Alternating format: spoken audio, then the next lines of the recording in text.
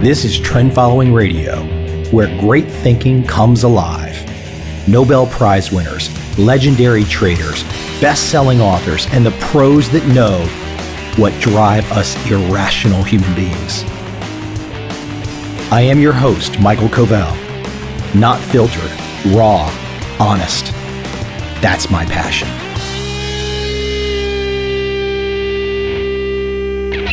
Someone got on me the other day. They said that I swear too much on this podcast. Presumably, too many F-bombs, too many S-words, that kind of stuff. There's been over 420 episodes. I could be wrong, but I'm pretty sure no swearing on any interview. And maybe 30 or 40 podcast episodes, I've said something that might be a little off color. I blame baseball. I grew up playing too much baseball. Anyone that's played sports, especially baseball, I assume it's the same with football, hockey, basketball. Stuff happens. The heat of the moment, the passion, the four-letter color just comes out. I'm not always proud of it. I don't want to do it. I will pass along one story, though.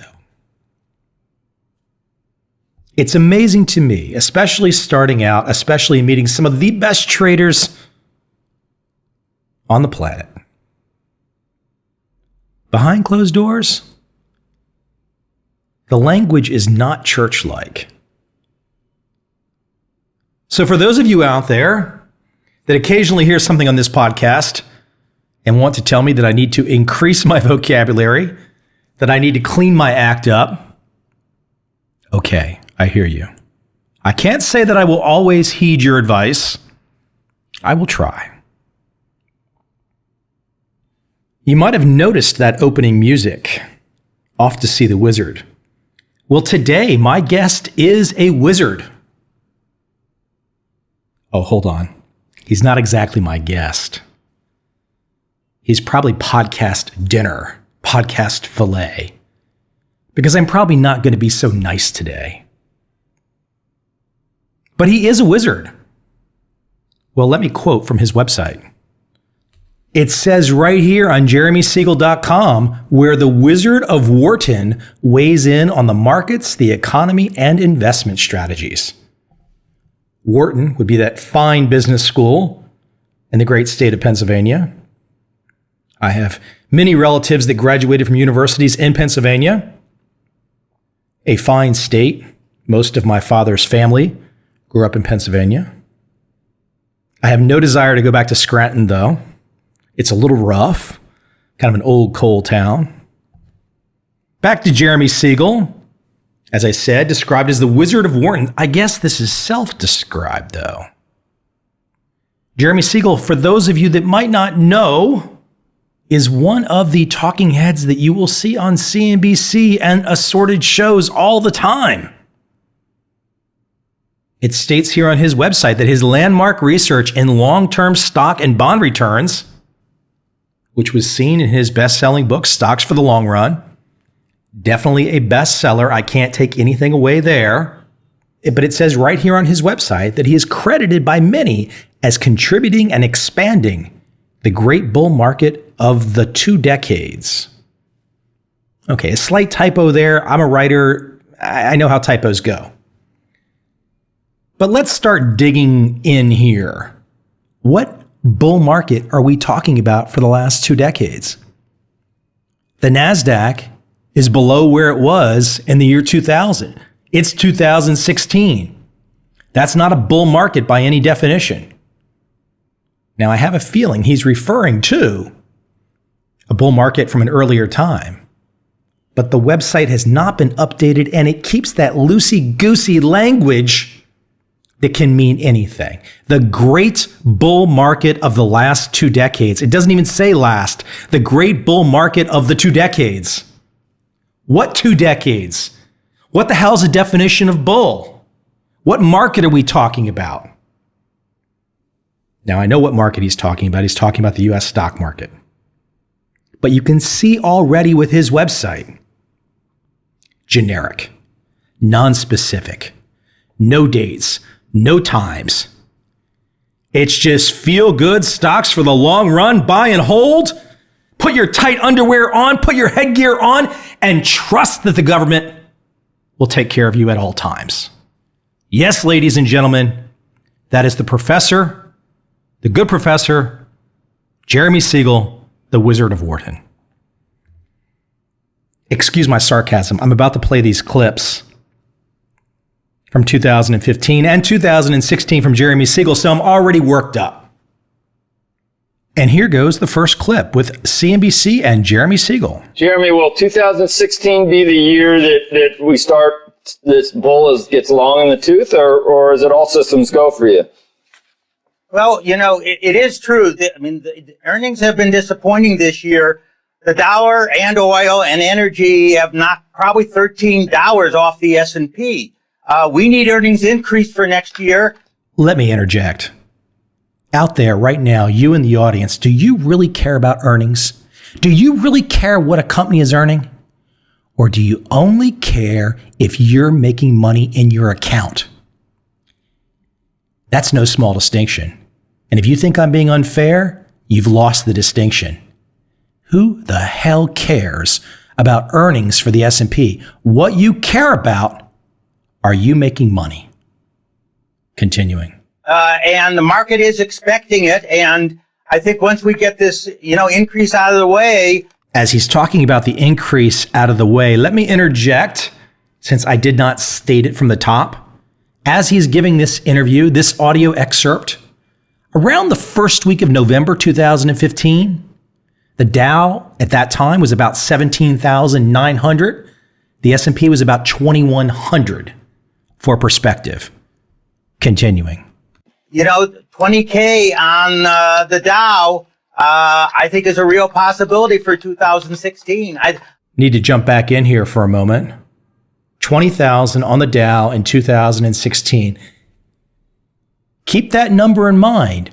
20,000 on the Dow, 2016. There we have the first great prediction of this podcast from my guest, Jeremy Siegel. Oh, he's not exactly my guest. I forgot. First prediction. Note. Continuing. I think that, again, I think that the dollar is about down as high as it's going to go. It may go a little bit higher. It could go a little bit higher. Nah, you don't want to quantify that, do you? A little bit. What the hell is a little bit? How do you go on a program and use such spongy terminology when you are definitely a professor of finance at Wharton, a man who knows damn well about numbers? I think we got stability in those commodity and oil prices. We're not going to have a repeat of another $13. In fact, I think we're going to have a good $8 to $10 increase, and that's going to propel the market when you don't have a fear of the Fed's going to maybe move 2 or 3 times 2016. That's not going to disturb stocks. Well, that's the great setup for the first audio excerpt. There's going to be 3 total audio excerpts. Basically, the good professor was outlining his predictions in early November 2015.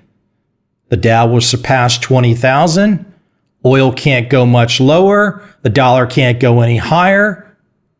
It's like watching a real-time thermometer. Tells you nothing. Says nothing.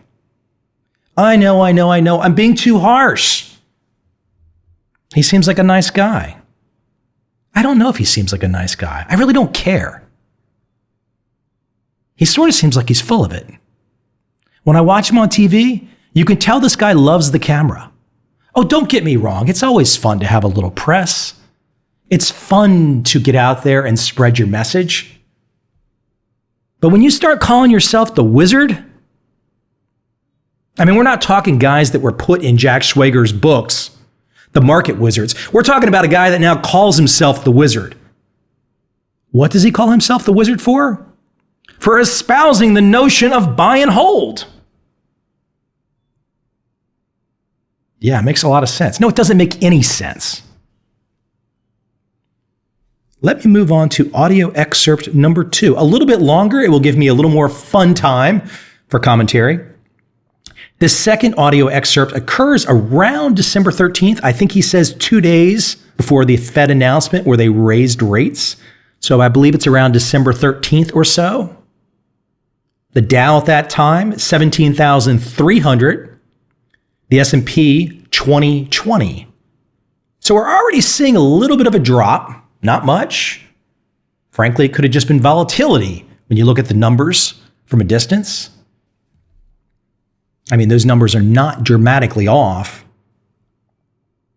the equity indice levels from early November, the 17,900 and the 2,100.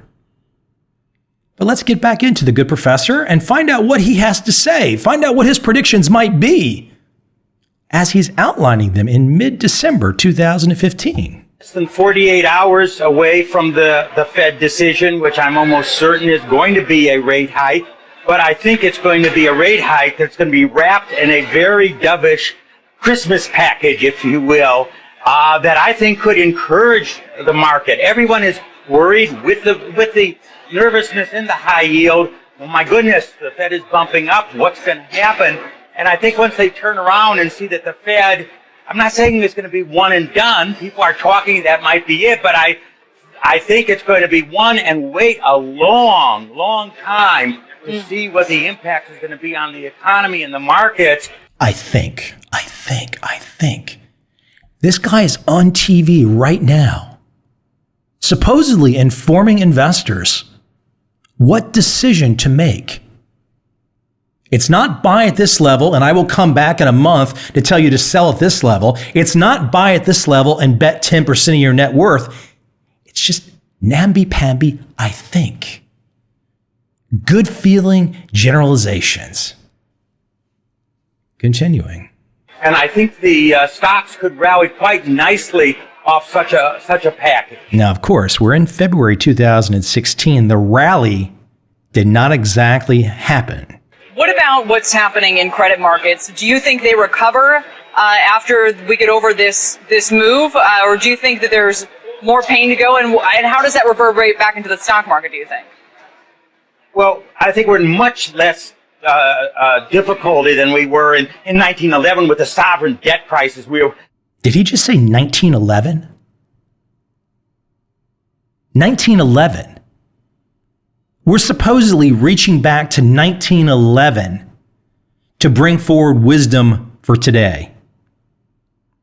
There's a corollary, there's a connection, there's an analog to 1911 to 2015. Hold on.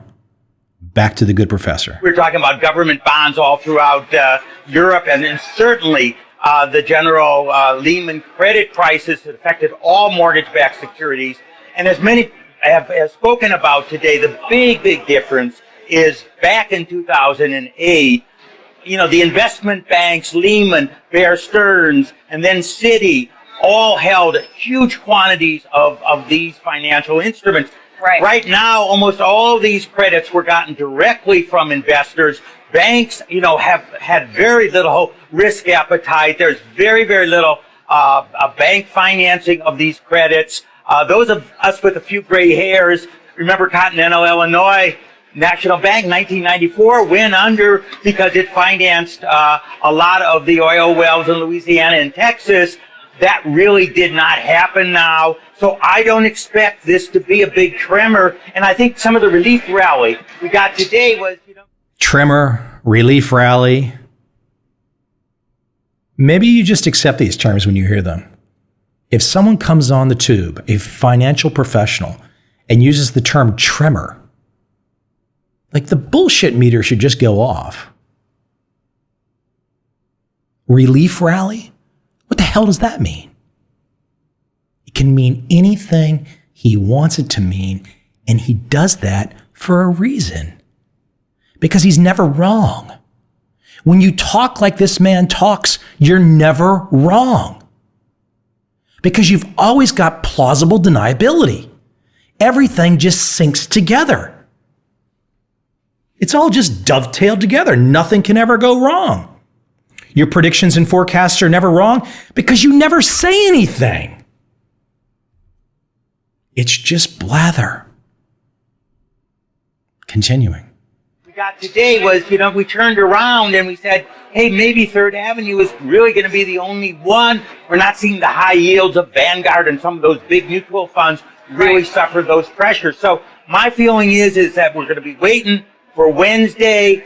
Hopefully the Fed will wrap the increase in a dovish package, and we may see a good last 2 weeks of this year.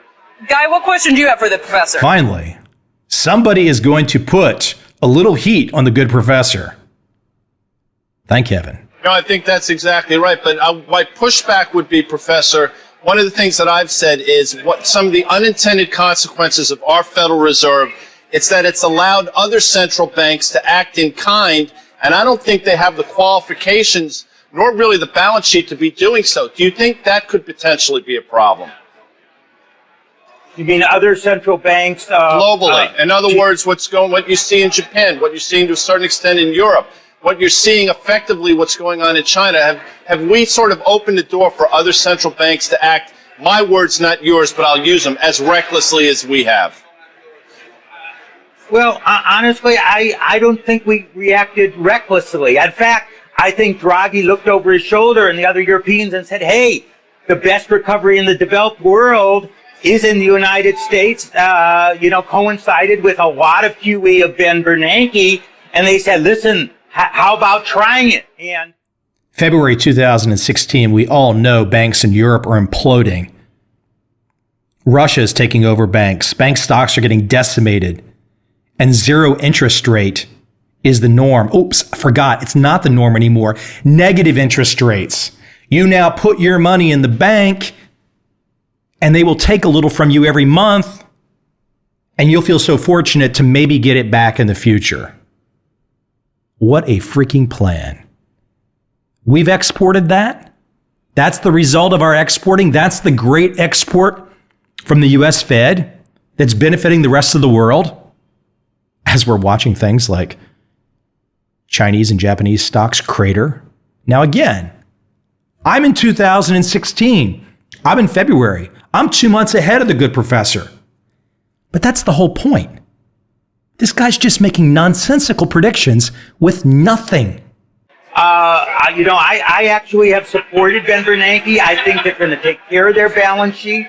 I think there is going to be normalization of rates. There's an incredible demand for liquidity around the world, which the Federal Reserves and central banks are providing. So, in a way, I don't see that we reacted recklessly, and I actually see green shoots quickly, in Europe Professor, right now. This is not so my I'm show. much more optimistic there. Real quick. Go ahead, guys. There was some crosstalk there, but did you hear what he said?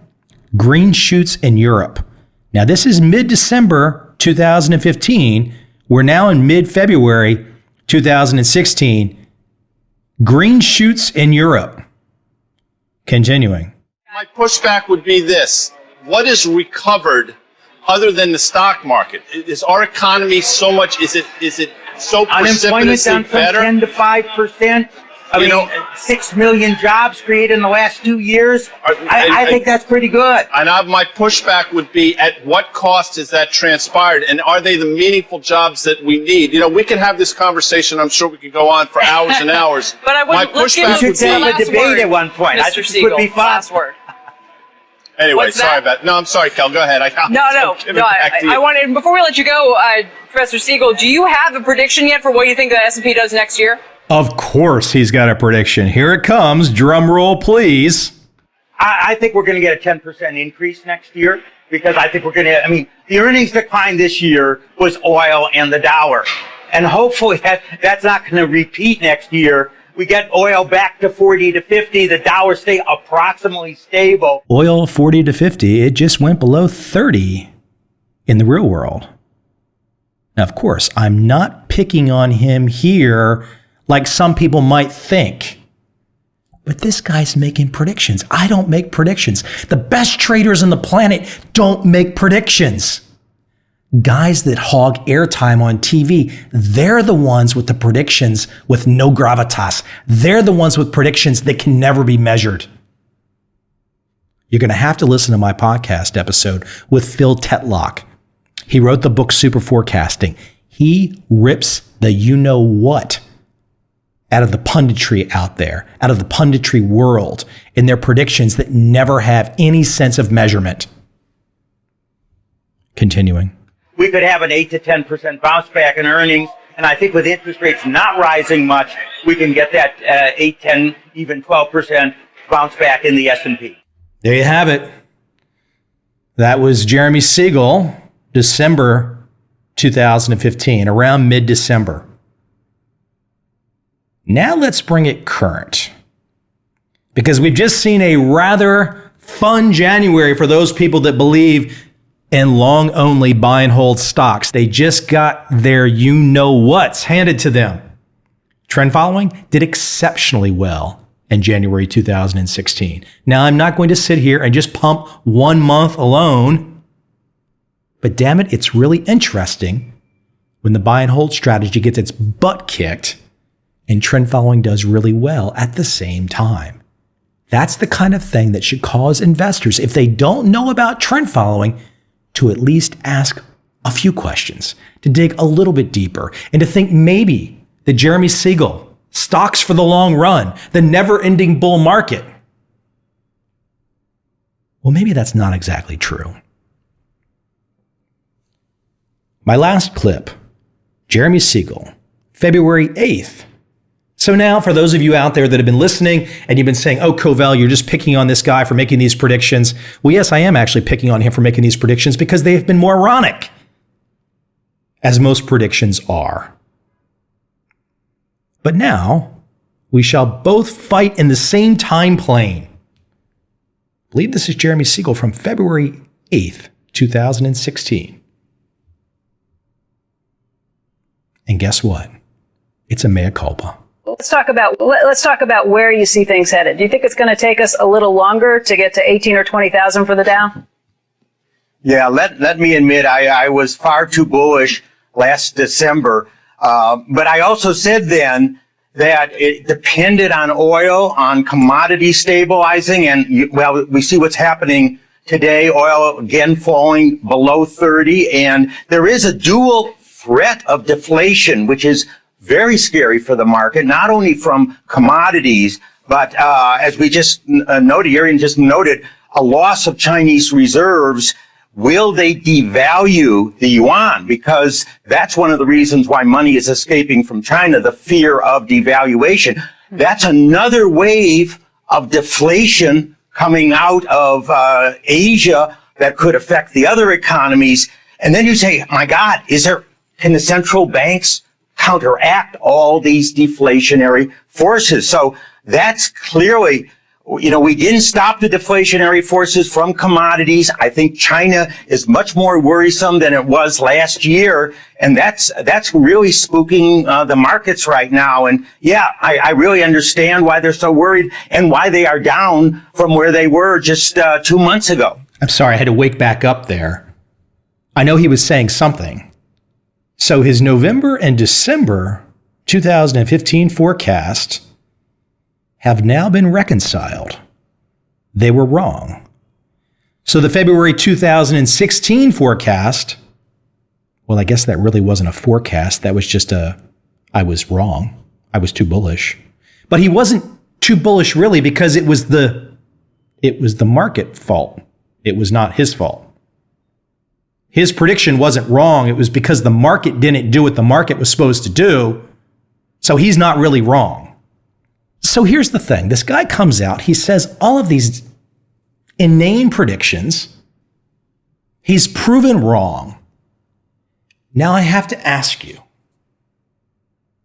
why again? Why would anyone pay attention again? Why? Why would you ever listen to this guy again? What value does he provide? His appearances are clearly just grounded in personal opinion to say whatever he wants to say at that moment in time with a live mic. There's no there. But for those of you that want a better lesson, a lesson for how the markets really work, it's not about predicting where earnings are going to go in the future.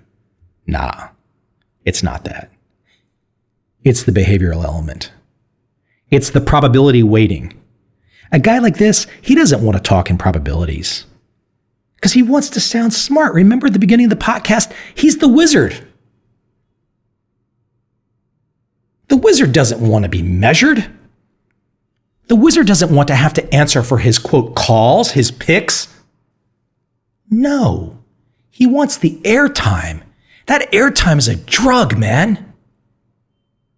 This guy grooves off this. Watch him on TV. He's in love with himself. Oh, Covel, you're in love with yourself too. You think you're really important. Not really. I'm a pretty down-to-earth guy. I'll have a beer with anybody. Hell, I'll take a shot of firewater from some Asian country. I really don't care if it came out of a jug that looked like friggin' antifreeze. I'm not that important. But I try to be freaking honest.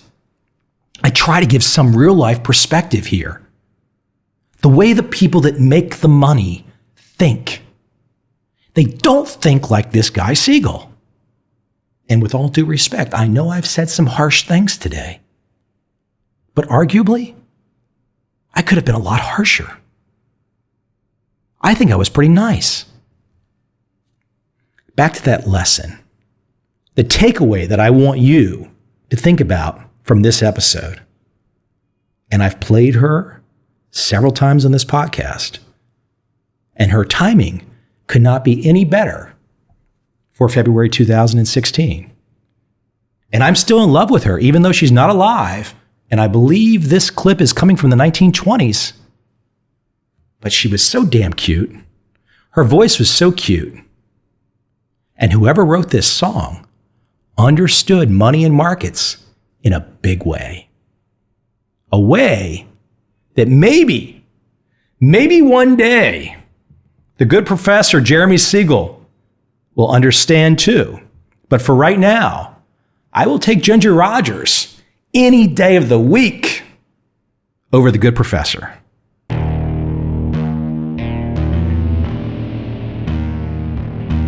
I see a time when those awake will understand how to make money in up, down, and surprise markets. Whether new trader or experienced, college student or financial advisor, protecting against a crash or just trying to make a lot of money, trend following offers everyone an answer in uncertain times. To get started immediately, send me an email, michael@covel.com. I will send you the right trend following steps to take along with my free video. But if you want to buy and hold, trust the government and trust Wall Street, this is absolutely not for you.